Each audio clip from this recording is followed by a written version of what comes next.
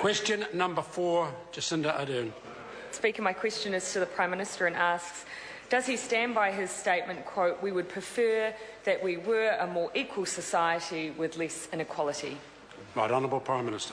Mr. Speaker, I stand by my full statement, which was we would prefer that we were a more equal society with less inequality, but what the report actually goes on to quite clearly demonstrate is that the vast bulk of the changes that have taken place is due to the global financial crisis.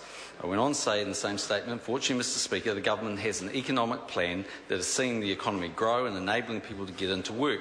This government is focused on welfare reforms to get people into work. This government has been quite prepared to put up hundreds of millions of dollars to insulate homes in New Zealand. Now in Budget 2013, we're putting an additional $100 million into that targeted low-income households. We've protected entitlements during the recession. We're supporting more kids from low-income families to early childhood education. We're putting millions of dollars into tackling rheumatic fever. This government is increasing vaccination rates for young kids. This government is putting billions of dollars into education to give the youngsters the opportunity to get ahead. Point of order.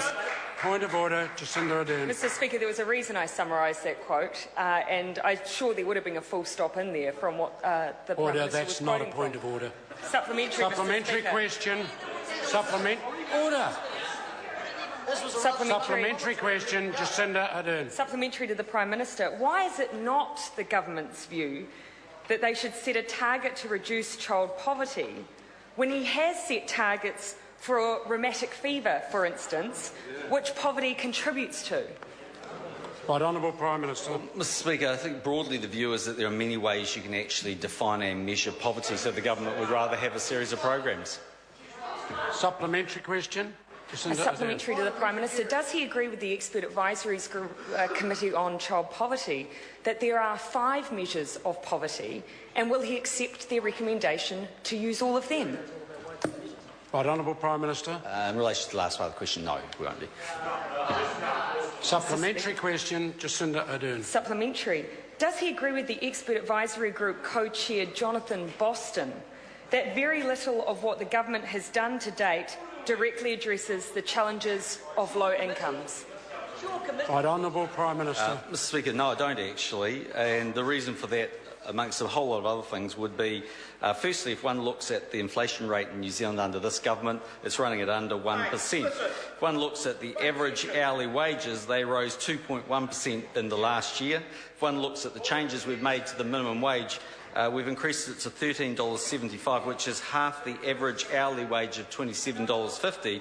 It's interesting to note that the OECD database shows that half the average hourly wage, there's the proportion we have, is in fact the highest in the developed world. The government, during very difficult times, has supported working for families, accommodation supplements, income-related rents. We've had to do that actually by borrowing, but we still supported the most vulnerable New Zealanders.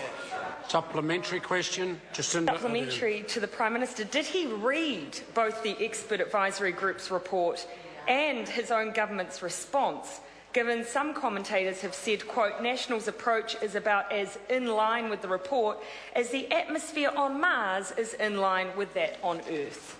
Right Honourable Prime Minister. Mr. Speaker, yes, and that was a statement made by John Armstrong in his column this morning, and quite frankly, after the polls we've had in the last few days, I can't wait to read his column in the weekend. Question number 5, Colin King. Thank you, Mr. Speaker. My question is to the Minister